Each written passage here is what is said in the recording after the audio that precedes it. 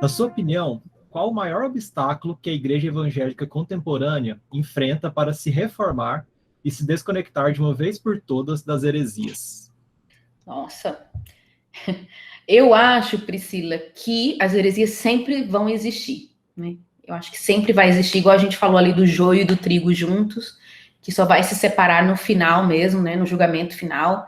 E tem até um versículo de Coríntios que eu gosto muito, tem um carinho por esse versículo, que eu sempre cito ele quando eu vou dar aula sobre as heresias nos primeiros séculos, que é Coríntios 11:19, fala assim: e até importa que haja entre vós heresias, para que os que são sinceros se manifestem entre vós. Então, 1 Coríntios fala sobre isso, eu acho bem interessante, porque a gente percebe que Deus permite que existam heresias para que se levantem os que vão responder a heresia. Talvez a gente não teria o desenvolvimento doutrinário que a gente teve na era patrística se os hereges não tivessem se levantado. Então, olha como é bom os hereges, né? É quando levanta um rapaz bobo aí falando besteira que a gente fica com tanta raiva que a gente vai defender as escrituras e acaba desenvolvendo boa teologia. A história da igreja, a história da teologia é isso, né? São essas respostas aí. Então, não acho que a gente vá se desconectar de uma vez por todas das heresias. A Bíblia fala, né? Também tem 2 Pedro 2:1, e também houve entre vós falsos profetas, como entre vós haverá também falsos doutores que introduzirão encobertamente heresias de perdição e negarão o Senhor que os resgatou. Então, a Bíblia fala que houve e haverá, né? Haverá. Impossível não acontecer isso, porque existe joio e trigo misturado e tal. Mas, tentando responder a sua pergunta, na sua opinião, qual o maior obstáculo que a igreja evangélica enfrenta para se reformar, né? Eu entendi a pergunta. Eu acho que tem essa questão da conexão com as raízes históricas, tá? Eu acho que a falta de conhecimento e o estudo, aliado ao individualismo denominacional, deixa as pessoas completamente cegas e abre para a heresia. Tá? A heresia, ela se fundamenta muito nesse isolamento, sabe? Então, quando você não coloca a sua teologia para o povo, né, em comunidade... Só um minutinho, gente, meu celular tocou aqui.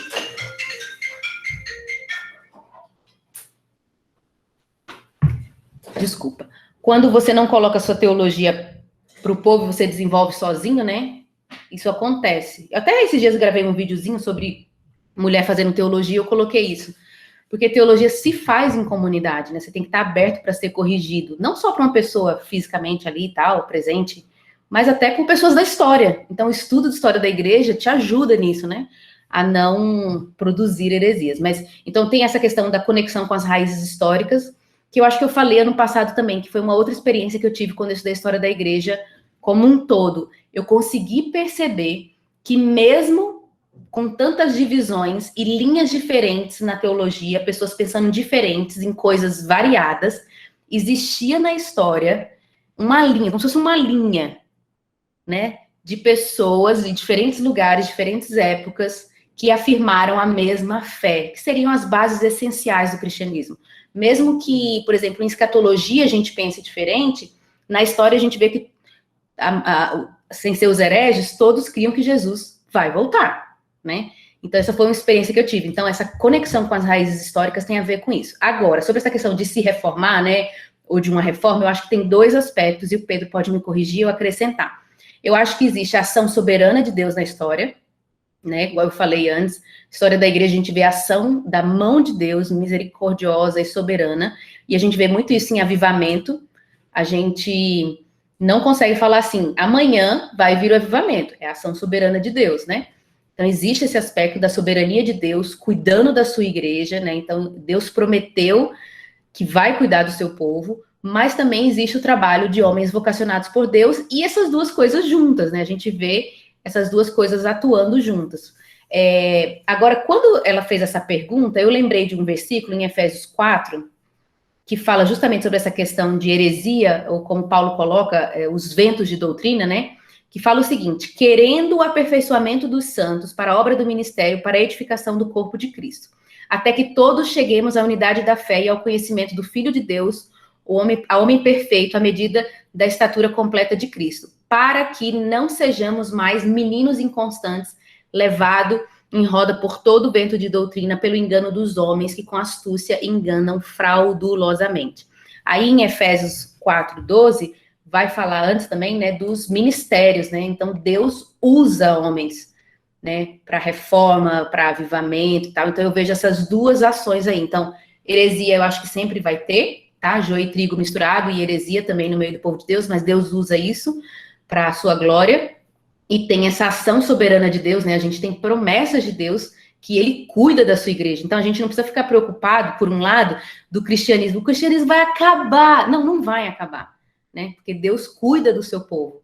Então a gente sabe o antes e a gente sabe o depois, né? Apocalipse fala sobre o futuro do povo de Deus. E ao mesmo tempo a gente lida com esses dois aspectos, a soberania de Deus e a ação do homem, que eu vejo muito nesses homens vocacionados que Deus levanta, tanto para a reforma quanto avivamento, e essas duas coisas juntas. Mas acrescente aí, Pedro. Não, quando você falava esse negócio da heresia, muito, muito bem lembrado, como que elas são importantes, né? Porque eu acho que realmente tem umas coisas que nunca seriam desenvolvidas se não fossem os hereges primeiro. Uhum. E acho que a maioria delas, inclusive, se não fossem os hereges, eu vejo isso no Novo Testamento, né? A evangelização, assim, só aconteceu porque o Estevão morreu. Porque senão o pessoal estava paradinho lá em Jerusalém e não teria saído de lá. E eu estava lendo o livro que a gente usa aqui para aconselhamento bíblico, que é o do Heth Lambert, e ele começa lá falando que boa teologia é teologia contemporânea. E ele não está, claro, ele não está dizendo que a teologia, que não é teologia escrita agora, não é boa. Mas ele vai falar assim, por que a gente escreve livros de teologia? Por exemplo, livros de eclesiologia. Tem livros sendo escritos sobre a igreja há séculos. Por que mais um livro sobre a igreja? E aí ele fala, por causa dos novos problemas que surgiram sobre a igreja e que a gente tem que pegar a palavra de Deus e toda a tradição e aplicar para os problemas agora e responder para os problemas agora. Por isso que o trabalho teológico é sempre um trabalho teológico contemporâneo. E isso é muito interessante quando a história da igreja vira uma espécie de caixa também de ferramentas para a gente, foi o que você contou também, que serviu para você, né?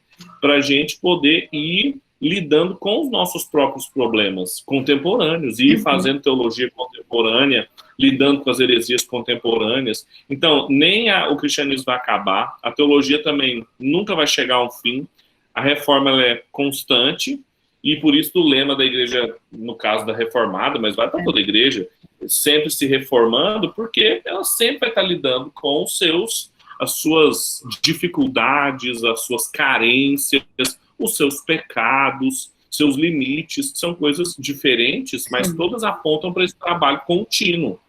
Fiquei me lembrando disso e a gente não pode ter nenhum tipo de otimismo aqui. Um dos lemas da igreja é que ela é uma igreja militante, então ela vai continuar brigando. Sim. Ela só vai ser uma igreja gloriosa, né, triunfante, depois da segunda vinda de Cristo. Isso.